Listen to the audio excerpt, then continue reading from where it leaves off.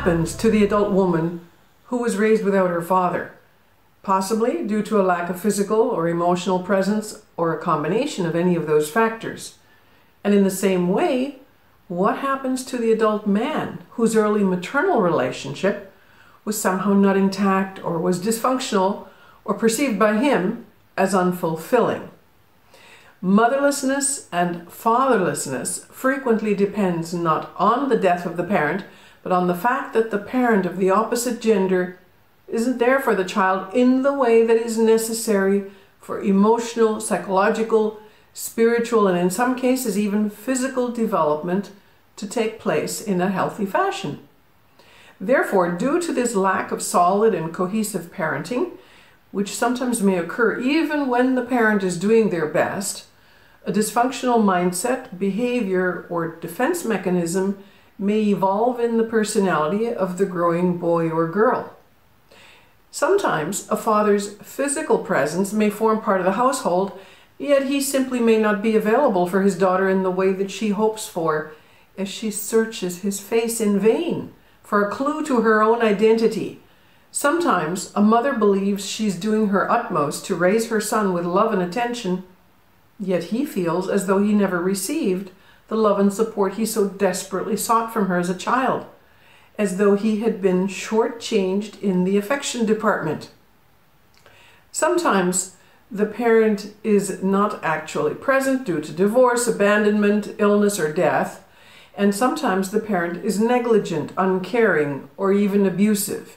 In all these instances, the child suffers and pays for it in his or her adult relationships until he recognizes this and begins to work on resolving this.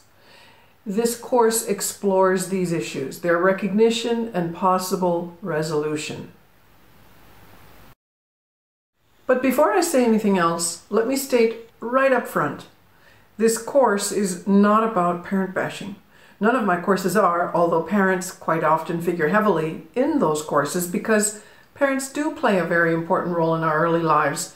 And because of that role, however it played out, they continue to influence our lives as adults until we come to recognize what happened and then begin to do something about it ourselves in order to live a better life. We take on the responsibility for how we live our lives. Always remember, your parents had their own set of parents to contend with, and they in turn had theirs.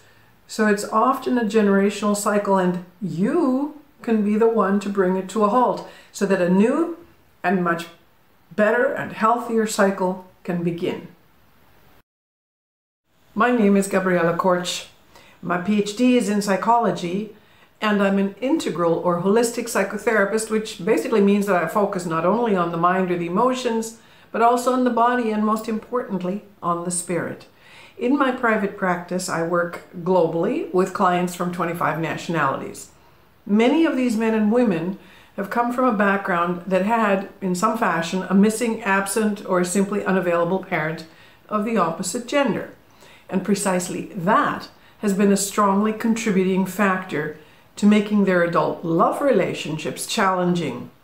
It's also made it hard for them to love and accept themselves.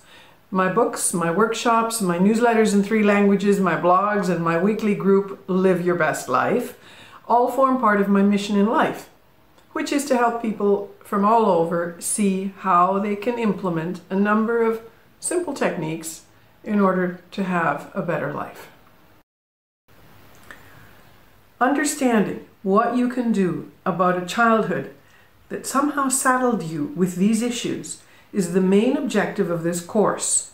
Once you begin to see how it is in your hands to make the kind of changes I'll be talking about that have the capacity to literally transform your life, you will understand that your inner well-being can improve very quickly. This implies that your life will not only start moving on a much better track, but that it is filled with a greater potential for satisfaction, inner happiness, positive relationship changes, and self-love. I look forward to seeing you in this course.